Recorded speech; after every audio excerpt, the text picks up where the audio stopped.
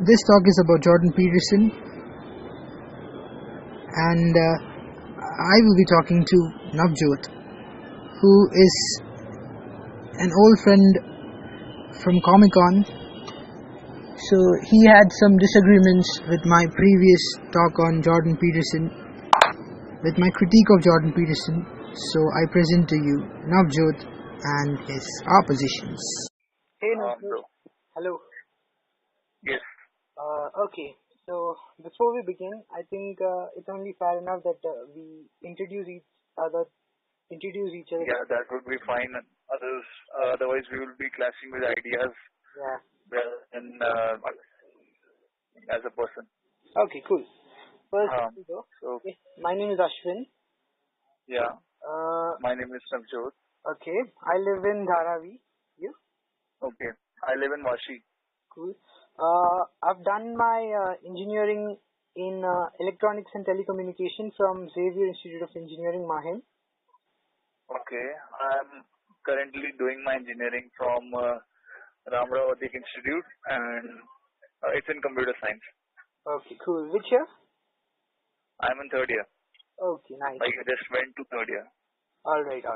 I've completed it, and I'm currently working as a trainee for eClinical Works, which is in Powai. Okay. All right. So, what's your hobby? What are your hobbies? Hobbies? I'm not very sure, but I like drawing, but it wasn't my hobby. I wasn't passionate about it. All right. What would qualify as a hobby? Well, something you're passionate about, something you... I'm asking questions similar to Jordan Peterson's question, like, what do you define as God? Okay. Well, hobby... Okay, I'll explain it for you then. Hobby is something that you do apart from your academics or your work. General work, right? Yes. Like, yeah. Work is your duty, that which sustains you, that which gives you a livelihood. For a student, it is studying, preparing for his exams, doing his assignments and stuff. And for a professional, he has to, do his whatever 8-hour shift, whatever he's told to do. All right? Like, but normally society doesn't talks about hobbies like that. Like, that is different from the work you do.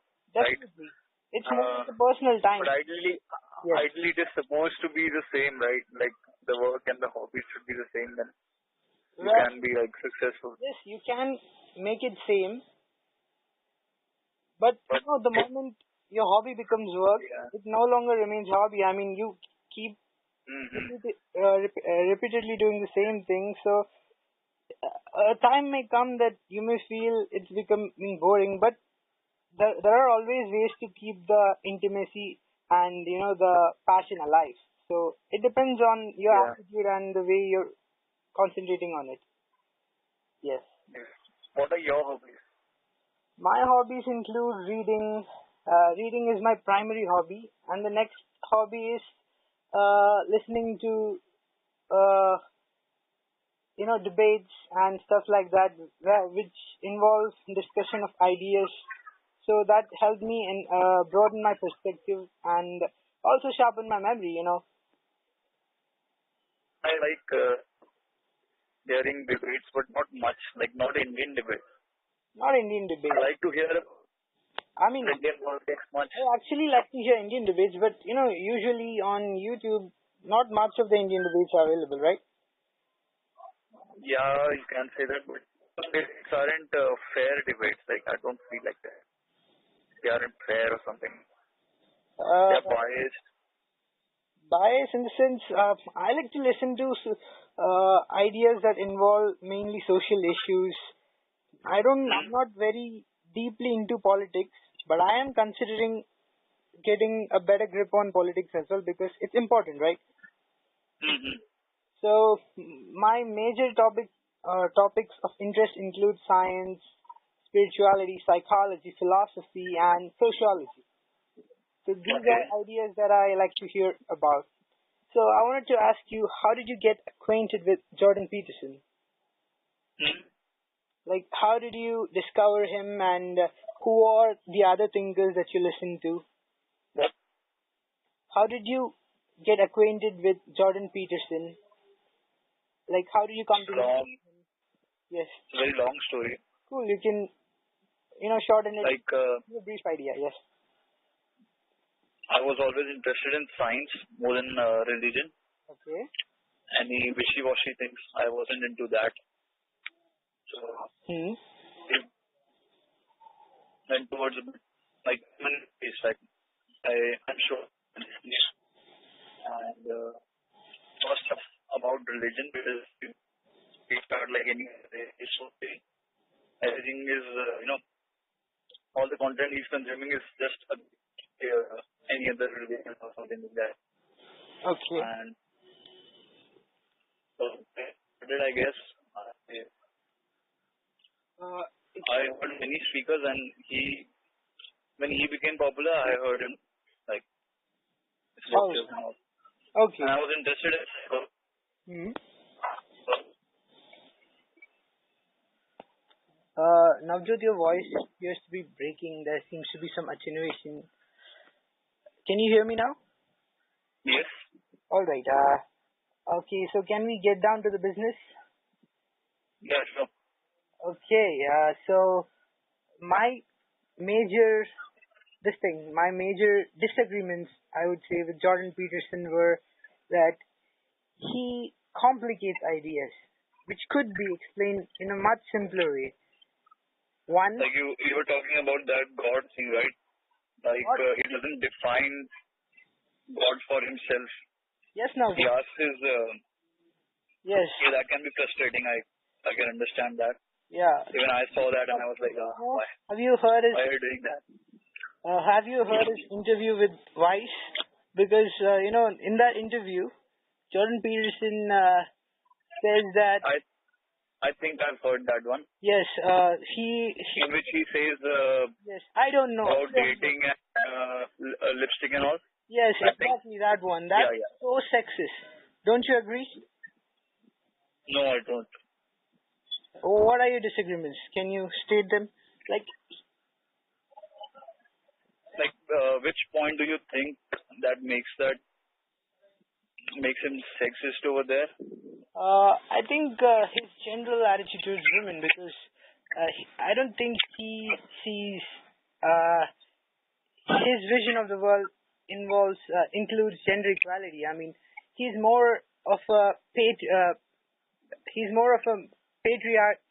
person. Like, he believes that men should occupy all the dominant positions in society and women should stay low. It's really biased. I mean, look at the progressive society that we are evolving into. And we have people like Jordan Peterson who are in high positions, who are doing a great job as psychologists. But with such antiquated, with such medieval... I never saw him, like, I don't remember anything where he said something like that he supports patriarchy and women shouldn't be there or something like that. But there are videos of him, short ones, the self-help ones that he puts on YouTube, where he, kind of says that women are not suitable for higher positions or something like that. I mean, he basically isn't into this. Have you heard about that James Damore versus Google case? James Damore? No, I'm sorry, I haven't. Okay, so I'll tell you a bit about it, or I think you should read about it. Okay, sure, I will. You can give me... there's... Yeah. Like, all human beings aren't made equal. Like, men and women may be equal in terms of politics, but in terms of nature, they aren't equal. Do you believe that? I agree. I mean, there are differences, but that doesn't mean that we should focus on that to, cause discrimination. What? I agree with the differences, but just because there are differences, that doesn't mean that we should focus on these differences and create discrimination, right? I can't hear you clearly, actually. I agree that there are differences. That doesn't mean that we should focus on these differences exclusively and make discriminations. Yeah, I'm sure. Like, that's okay. Hmm? Fine. But where do you think he was wrong? Like, I don't get it. My point was that, Like, you're saying that he says that women aren't in power because see, they aren't good enough or something like that. the thing is, he was targeting women at large. I mean, he was saying that they shouldn't wear makeup. I mean, it was... No. You're taking it in the wrong way. He was giving examples. He wasn't saying that you shouldn't do that. Yeah. He was just asking the interviewer some questions like, do you believe this? Should this happen? Things like that. But exactly, Because the moment he was asking interviewer questions, the interviewer asked him back a few questions, and Jordan was like, I don't know. Did he answer even a single question? No. And every time he gets confronted by a question, he tries to deviate the topic. He goes into something else totally. So this is not a sign of a good intellectual thinker, right? if he says he doesn't know, that doesn't mean that like you don't have to have opinion about everything. Like, isn't that fair enough? Well, okay. You know, he was, That's because agreeable. at that time they were talking about ideals, right? Okay. And if someone shows what he ideally thinks is correct, like you have a internal dialogue within yourself too. But at least he could give his personal Or opinion. I mean, there must be some solution that he personally follows. I mean, he's living in the society. It's not like he's coming from Mars or something, right? He's part of the... He gave some. Yes, he's working with women. Yes. He gave some, one or two answers he gave. Like, he was talking about sex on first date. And he said that shouldn't it be on, like, for the first date, it's okay if you don't have it. Do you remember that thing? I remember, but somehow, the moment the question got more intense, he switched to Hollywood and started accusing Hollywood. I agree, Hollywood has major, all the movie industries have a huge part to play in this, and movie industry itself is messed up. I mean, the actors and actresses are speaking up against the abuse that happens within. But that's different story. Let's not get into it, otherwise we'll be totally sidetracked. So what I found most painful, most frustrating was that he was giving really a more like, speaking in the air, all his solutions were really wavy. There wasn't much substance in it. That was my major concern. So on one hand, he complicates ideas. On the other hand, there's not much substance, even if he tries to answer. While there's one thing I want to make it clear in the beginning itself, that I don't disagree with all his self-help tricks and everything, okay? Yeah, I get it. Yeah. You're more about his ideas on the left, right? No, not his political ideologies, but the psychological hacks that he gives, the anxiety. There are a lot of self-help videos that he puts on YouTube, right? So most of them, I kind of agree. But the only time I disagree is when he tries to, pass everything as science. See, even the idea of archetypes, if he could tell me that I should imagine myself as the archetype of Christ and act in the manner in which rather than acting selfish, I should act in a sense of sacrifice. So that would definitely make my day better. But the moment he tries to, equate it with evolution, tries to model it as science, tries to make it as an objective truth, that's where he falls. That's because his science is all about psychology. And psychology is not like any other sciences where you have a, fixed proof, a fixed theory that you have to believe. There can be multiple theories that can coexist, and he believes in some of those theories, like, if you understand, some of these theories, and I'm thinking you're talking about Jungian theories, right? Which? Carl Jung's. Yes, Jung's. Yeah. Jung's archetypes, yes. No, I'm not saying psychology doesn't do that. I mean, sure, psychology is different field. But what he's trying to do is he's trying to conflate it with biology, with trying to mix it up with evolution and other theories that have a different type of investigation into the how we arrive at truth, have a different methodology. However, psychology is totally different. It's more of a deduction based, whereas science like biology is induction based. So I don't know how it's compatible, but Jordan does it. But both of them are science upon, the biology of an animal, like Yes. of the beings, something like that, right? Hmm.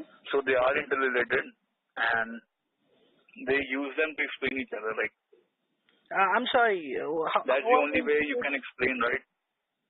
I didn't get it. How are they interrelated?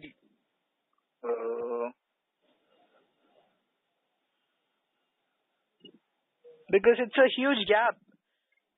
Sure, psychological. I mean, our thoughts does influence our physiology, but the way Jordan connects it, it's almost like he tries to establish it more directly than the effects are manifest.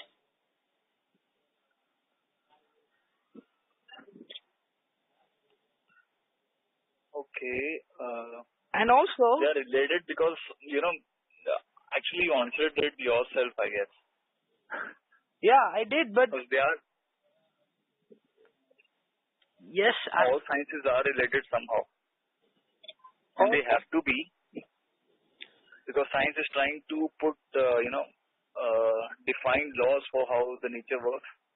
Psychology is trying to define laws how your mind works, and the other sciences, how the nature works, and mind obviously depends upon the nature. well, psychology, I get it, but the thing is, Jordan is trying to put ideas that are totally untestable. I mean, if you're living in 19th century, 20th century, early 20th century, when psychology was born, there was Sigmund Freud, Carl Jung. All these people proposed ideas that were basically untestable, and they were more like axiomatic. They were almost like theories that you find in spirituality and religion. Because they weren't scientists. That's they what were actually practitioners, right? Yes, they were practitioners, and all the theory had internal logic and consistency. But the moment you take it out, it collapses. But that's what Jordan is doing.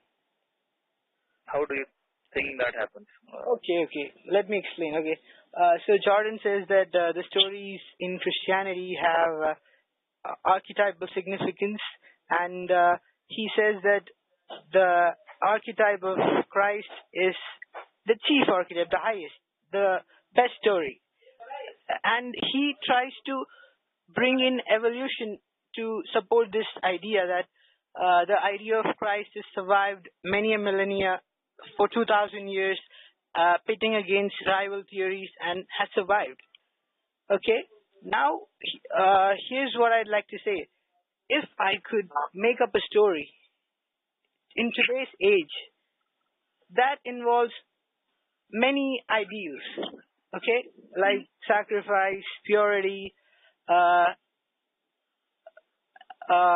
modesty, dignity of labor, and all the other ideals, make up, say, a novel. So if people read that novel, they'll surely understand these ideas. So how does all those good old stories of Christ and all the ancient stories and this differ? I mean, both are basically inculcating values in you. So how your stories and that stories are different? That's what you're asking? Yes. You could imagine yourself to be Spider-Man and spend the rest of your day, and yet you'll have some benefits for thinking like that. However, that is nothing but self-deception. And Jordan, I'm afraid, in the name of meaning, he's trying to, make room for self-deception. I don't get it. How did you wear from already went from your stories to that part, Okay. meaning and life and all that. Okay, I'll explain. Why does Jordan Peterson use stories and myths? It's a question. Because stories are relatable. Like those stories are relatable to your life. Okay. Stories, because those basically all those stories are similar. Okay. So there has to be something within our, within the human beings combined something that derives a similar story. You know that Like I'm not talking about spirituality or religion over here. Okay. I don't believe in all that, but something has to be, the universal qualities that you define for an ideal person or something like that. Okay. Those determine how your stories characters are. I'd like to interrupt for a moment. So you said that there are some universal qualities for an ideal person. But doesn't that differ from culture to culture? I mean, if you're brought up in ancient culture during the Mahabharata, surely the ideal person, the qualities that an ideal person should possess is different. And if you're brought in 19th century Europe, it certainly differs. And so even within 19th century Europe and 20th century Europe, there is a remarkable difference between what an ideal person should be. So Jordan is trying to, put through the Judeo-Christian literature and saying that this is how an ideal person should be. So I don't get it. I mean, it totally changes, and it's culture dependent what an ideal person should be. He's trying to. Actually, it's not. I think I used the wrong words. It's not about the ideal person. It's about the person which you can relate to. Okay. Like if something is some character of the story is a villain, Yes. then everybody can relate to. They can pinpoint a person in their life which tends to be like that. Okay. That's what the stories do. Okay, I don't question the power of stories, but the problem is Jordan Peterson is giving exclusive treatment to the Judeo-Christian stories, and he's saying that the archetype of Christ is the highest. And also he's got a false notion that he derives from Dostoevsky's novel Crime and Punishment, that if a person follows rational train of thought and so the people who follow rational train of thought, that is the atheists, are murderers. That is what he infers from that novel, because the character of that novel, Raskolnikov, he abandons God, religion, and everything, and he has I haven't read the novel, but based on what Jordan has narrated, so if he murders a rich woman, he'll get a lot of money from certain people. So, but he doesn't feel like murdering that woman, even when that woman is evil and rationality is in favor of that action. So Jordan says that if you follow rationality, you'll end up a murderer. If you follow God. Say that? Yes. Like, he says that those exact words, something similar to that. Yeah, something similar to that. Of course, I can't. For things like that, I haven't heard it. Okay, he makes reference of Dostoevsky's Crime and Punishment novel at multiple places. Yeah. You can sure check it out. Yeah, I've seen one or two references of that novel. Yes. So that's how the story goes. So he's more like in favor of faith than reason and other things.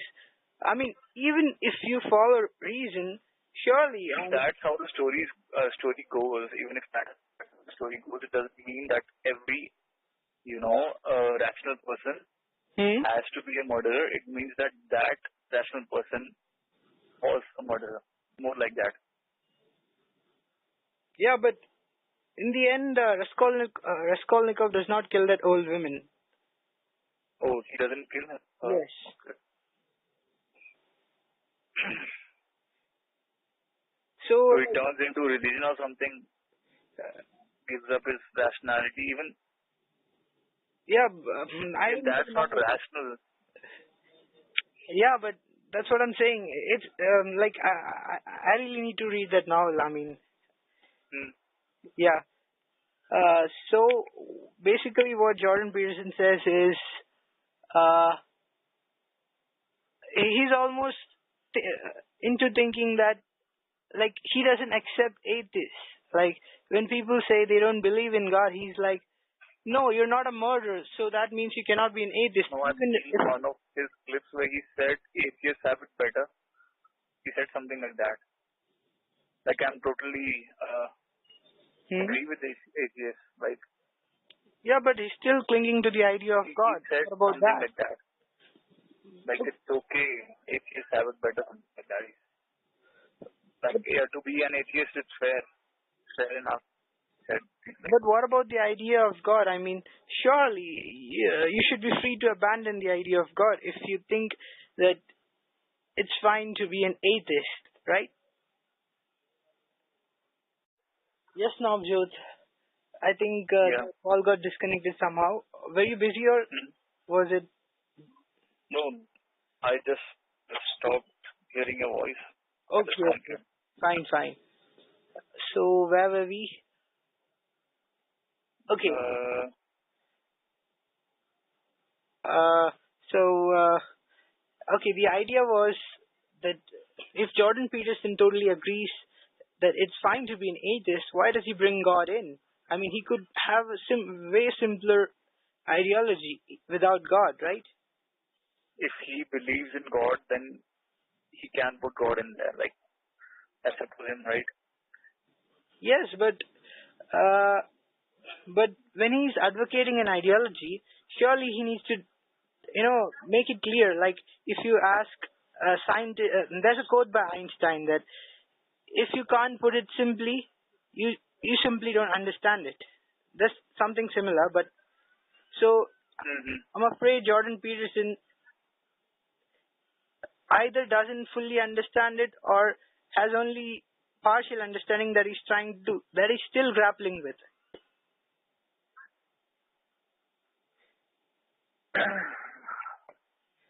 We can't say about that clearly, actually, because I don't understand if he understands it. Okay. But Okay. all I can say is that he's using what he has, the literature that he knows about. Okay. He's using that to explain what his science says. And also he's using the biblical stories, but the God of the Bible is totally, as atheists would describe, a sadistic, malevolent, a totally barbaric God. But when Jordan speaks of God, he hardly mentions any of these. So he's totally doing injustice to the biblical God. Won't you say that? Yeah, sure. I believe every religion's God is a barbaric God. Okay. So yeah, sure, he's doing it. Okay. Were there any other oppositions that you'd like to place based on what you heard in my video? No oppositions as such, but you didn't talk in your video about the sexism and things like that. But I guess you need to read more about or know more about politics. That would help. Yes, surely. I am definitely looking towards that direction. Yes, and also because all those things are mainly into politics and not into science and politics. If you're reading about one and not about the other, it distorts your thinking. Definitely. Because what he says over there is that what defines the boundaries between men and women at the workplace, something on that line, right? Okay. And he just says that it's impossible to make boundaries because we aren't machines, obviously. Okay. We are made to do things like that. Like that's what the nature has done to us. And we have started going to offices in like few hundred years ago maybe. But that's what we were doing right from the start. But it's been happening like for the past 40, 50 years. This is what the situation is. Yeah, but we are made, to feel things like that. What I'm saying is that you are made, you cannot make the difference between work and your personal life. I definitely That's what I'm can. saying. No, I can. I mean, Do you agree in that? I definitely can make a difference. I mean, when I'm in my No, that's what you believe. That's what you believe. Okay. Doesn't make it a reality if you believe something, right? What he makes a point like that we have been evolved into being that being.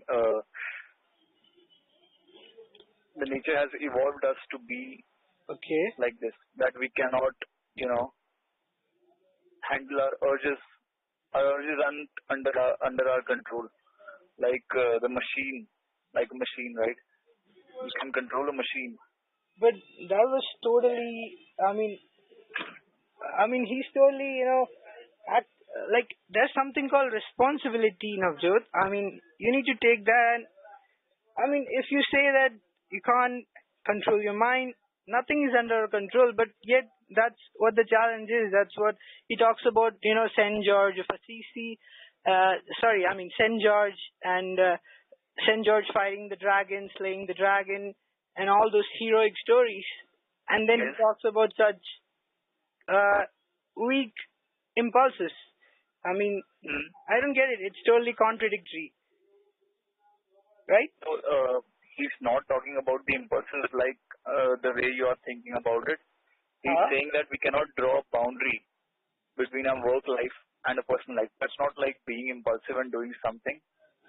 Not like if you're angry you kill someone. That's not the way. He's just saying that you can be angry. Like, you can't deny that. If your boss, lashes you out, you can be angry, right? Yes. It's something similar to that. Okay.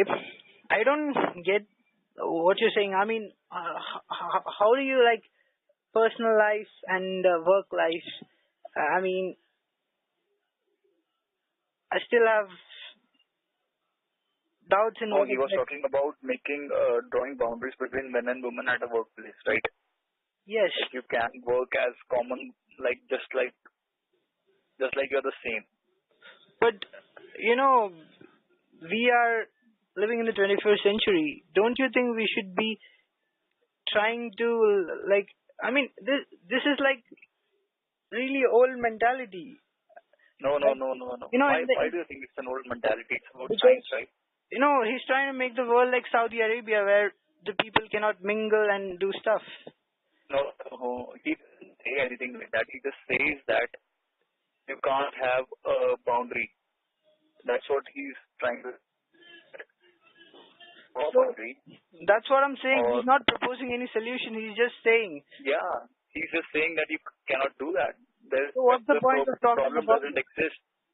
He's just trying to say that the problem doesn't exist. So, if there is a problem, we should look for solutions rather than just... What's the problem? The problem is that there have been people who are who have been susceptible to abuse and a lot of things that happen, and then it comes through the news that we hear it every day, right? In corporate scenarios. I don't want to use those words because I'm sitting in a family environment, so it would... Okay, so, yeah, so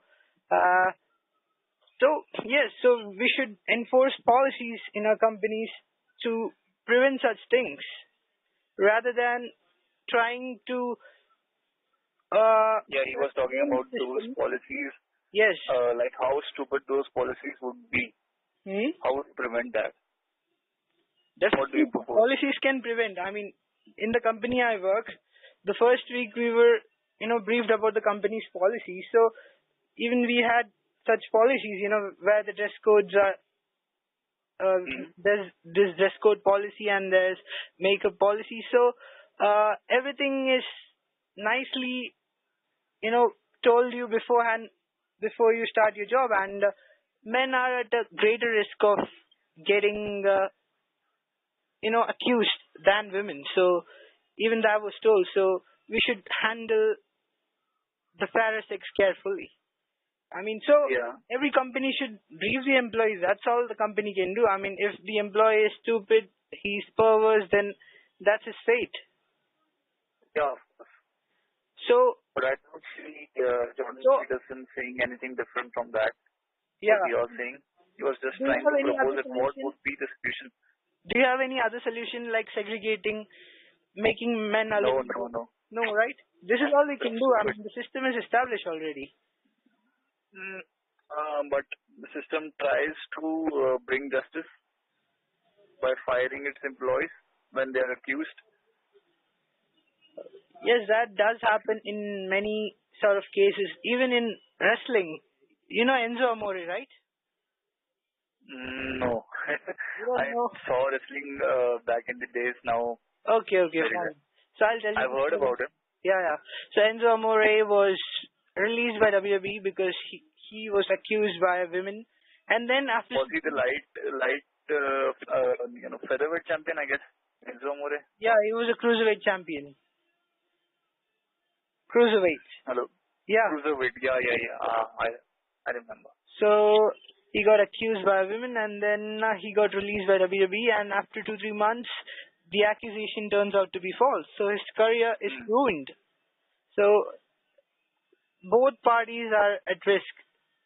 So it really is about all the policies and the capital punishments and stuff like that is gonna ensure law. And one more thing is that I really don't see a solution for this problem. It really lies at the individual level. You can't speak, entirely as an organization because different people have different mentalities. So really the individual needs to come in, and if I think that I need to... Hello?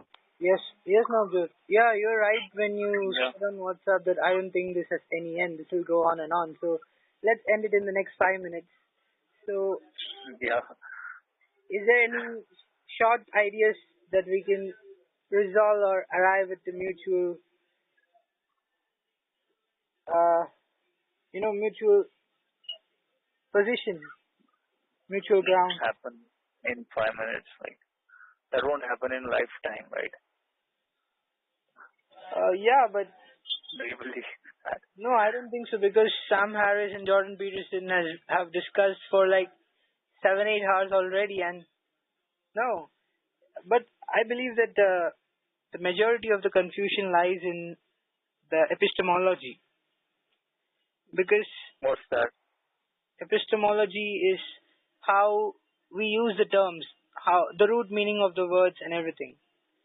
Yeah. Because Jordan seems to approve of atheist, but the only thing that he can't handle is the lack of God in one's life. So it's more of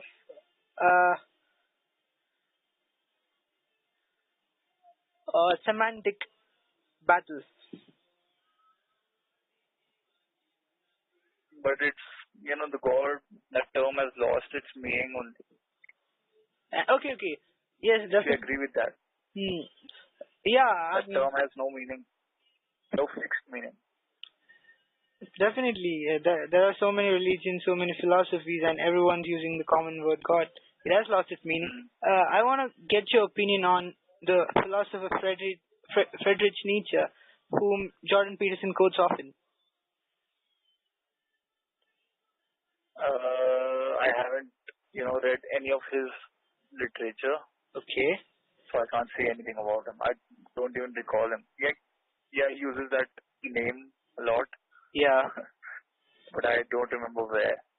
Alright, no problem. Okay, so have you read Jordan's book, 12 Rules for Life? No. Any of his books, no? Okay. I'm planning to read his book, and probably I'll put a review. So maybe we can discuss it next time we talk. Yeah, sure. All right. Thank you, Okay. Navjot, for talking and bringing up this Yeah, thank you, idea man. of doing this. Sure, we haven't reached any conclusion, but we'll. I need to study more politics. I'll look into more politics and crime and punishment. Okay. All right, Navjot. Thank you and goodbye. Good night. Hello. Yeah. Say. Yes. Please. Yes, Navjot. You were about to It say would be something. good if you Huh? be part of it. What did you say? I'm the podcast. Sorry, I'm not able to hear you properly. Could you please repeat? I'm just the podcast, Okay. and I think you should be a part of it. I should be. Yeah, like for an episode or something. Yes, definitely. I'll put this conversation in the YouTube video. I mean, I've recorded it. Our conversation. Oh. Okay. Yeah. I mean, I don't know who will listen to this, but let's hope Yes. someone tunes in. You on you. Okay, Navjot. Good night. Yeah, good.